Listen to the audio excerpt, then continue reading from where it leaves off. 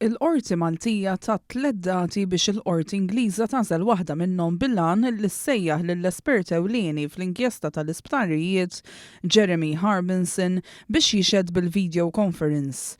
Meta 2 filgħodu kompla jinstema' l-każ quddiem il-Maġistrat Rachel Montebello, l-Avukat Francesco Refolo mill-Uffiċċju tal-Avukat Ġenerali informa lill-Qorti li kien sar kuntatt magħhom mill-awtoritajiet ġudizzjarji tar-Renju Unit bil-għan li tinstab data ħalli jkunu jistgħu jibgħatu għal Harbinson. Bil bejn il-Qorti, l-Uffiċċju tal-Avukat Ġenerali u l-Avukati tad-Difiża ġew identifikati id-dati ta' 19 ta' Novembru u l-24 ta' Novembru u 3 ta' Diċembru li ġejjin għal dan il-għan.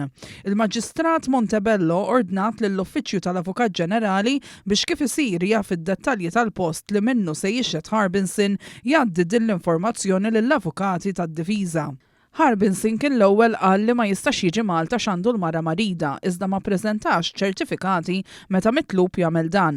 Imbagħad qal li jibża jiġi Malta u wara qal li m'għandux warrant biex jixhed. Mhux magħruf issa u x'se jippreżenta ruħu fil-Qorti Brittanika u x'se jgħid wara li l-esperti kollha sħabu indikaw lilu bħala dak responsabbli tar-rapport li tiegħu tħallas iżjed minn 11 miljun euro. Harbinson kien anke talab lill-Qorti Maltija biex ma tagħmilx iktar kuntatt miegħu għax skontu din il-pressjoni kienet ittaffettwa ħażin is-saħħa mentali tiegħu u ta' martu.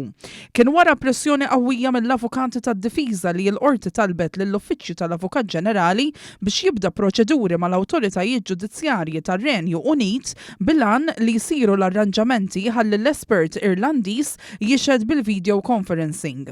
Fuq il-bażi tar-rapport tal-inkjesta li Harbinson għamel xhur sħaħ jgħid li ma jridx ikollu x'jaqsam iktar miegħu, inħarġu sensiela ta' akkużi mill-iktar serji fil-konfront ta' numru kbir ta' persuni, inkluż l-ex-Prim Ministru Joseph Muscat. Andre Calleja ta' 31 sena intbat 13 xahar ħabs wara li ammetta li jeddet bimqas patri fil-Knisja ta' Santa Teresa f'Bormla. Il-każ seħħ f'Awwissu li għadda meta Calleja mar fil-Knisja biex jingħata xirja iżda minflok ġie offrut pizza. Fil-qorti Calleja l-ewwel kien wieġeb mhux ħati iżda mbagħad fl-aħħar ta' Settembru biddel il-verżjoni u ammetta ħtijietu. Minn barra s-sentenza ta' priġunerija, il-qorti ħarġet ordni ta' trattament fuq 3 snin u ordni ta' trażżin favur il-vittma għal 3 snin ukoll. Zio Mallija ta' 23 sena minn Ħalaxa tressaq il-qorti akkużat b'diversi reati relatati ma' serq ta' senter ħsarat, possess ta' munizzjon mingħajr liċenzja u ksur tal-kundizzjonijiet tal-libertà proviżorja. Fl-10 ta' Novembru li għadda raġel kien irrapporta lill-pulizija li kien instaraqlu senter qabel imbagħad f'Settembru li għadda ra ritratt fuq il-midja soċjali tal-arma li tiġbaħ lil tiegħu. Hawn il-pulizija identifikat lil Mallija li ġie arrestat il-ħadd filgħodu f'Għawdex. Il-qorti ppreseduta mill-Maġistrat Estrid May Grima laqgħet it-talba għal ħelsien mill-arrest b'numru ta' kundizzjonijiet u ordni ta' protezzjoni favur il-vittma li tibqa' fis-seħħ sa ma tingħata s-sentenza finali.